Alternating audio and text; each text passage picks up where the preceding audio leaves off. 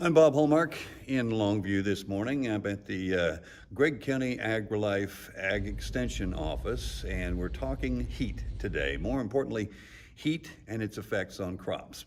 Now, we've had a fairly good spring and early summer, just the right amount of rainfall, the right amount of sunshine. It's been very productive. However, we're moving into the hot part of our summer, traditionally where we get into the upper 90s and triple-digit temperatures, and that presents a challenge for anybody who's a grower, farmer, gardener, that sort of thing. And to get a little bit of advice on how to be successful during this period, we're joined now by Gregg County AgriLife Ag Extension Agent Shaniqua Davis. And well, tell me, from your perspective, as we get into the late summer months, is this a challenge for people who actually grow, farm, that sort of thing? Yeah, we see a little bit just because we have had rainfall up to this point.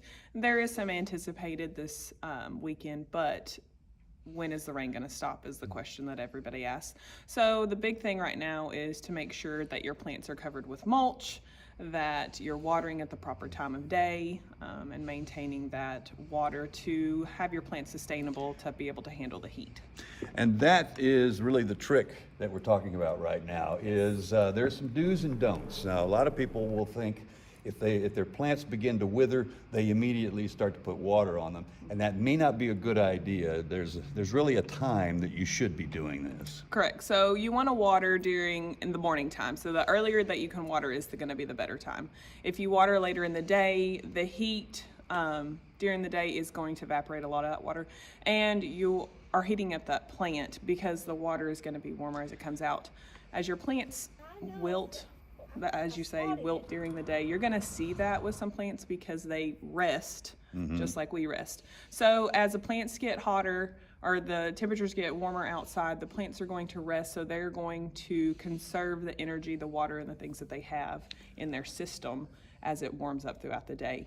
And then when you water, they perk back up. All right, so that's not a warning sign. It's just the plant is avoiding the stress by wilting and conserving its water at that point. Yes, a lot of plants do that. The main thing to do is to water deeply and infrequently. So if you're watering frequently every day, you're keeping those roots real shallow to the surface of your soil. You want to pull those roots deeper, so that's why it's always recommended to water at a 6-inch depth, so that way you're pulling those roots down. As it gets warmer, they're able to sustain, your plants are able to sustain better. Now, a lot of people use what's called a drip line. They'll install a drip line that slowly puts water in. And I'm guessing that this actually is something that's done like all day. But is that advisable to use a drip line that just lets a little bit of water in at a time? Drip line is fine. You just need to know how deeply you're watering. So if you're watering multiple times a week, you need to know the output of your water with any irrigation system. So being able to measure the output, I can't tell you the length of time to be able to run your sprinkler system. It's how much water your sprinkler system is actually outputting. Gotcha. Now, as we get into the challenging part of the summer, it's not unusual for us to have drought. It's not unusual for us to have triple-digit temperatures for weeks at a time. There are simply some plants that won't be able to take the stress. There are some plants that are very hardy during heat. So I'm guessing you would advise people, if you're going to try to replant or something like that, then choose a plant that's going to do well in heat. Yes, so we have plants that do well around this area, especially for heat, drought-tolerant plants. The Texas Superstar are great examples of those plants. They are developed or tested to be able to sustain temperatures that we reach in Texas. So looking at those plants right now is definitely not a good time to establish any plant. Just because you're going to be fighting the heat and the temperature to get those roots established whenever it's in the triple digit. At this point, pretty much all plants have slowly started dying off. It's getting warmer. That'll probably end middle to end of August. If you're still beginning to the end of August, you're really going to start tapering off with your vegetables. Gotcha. Okay. Now, as we've taken a look around East Texas, it looks like the hay farmers have had their second cutting already. That's stacked up all over East Texas. It's been a fairly good year for for those guys. I see that cornfields are about halfway up right now.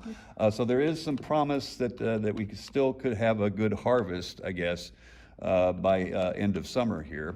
Is there a little anticipation that maybe we'll get a break, maybe the rain will come back, maybe things of that nature will help us out, or is this still a time where you just need to pay really close attention to to what you're raising right now because of the heat? Well, whenever you're talking about pastures, people that are producing hay, they're going to be watching the weather in general, just because that's part of their livelihood. So if they're cutting hay, they know that they need to cut it at a certain time to get the optimal energy source out of that hay production.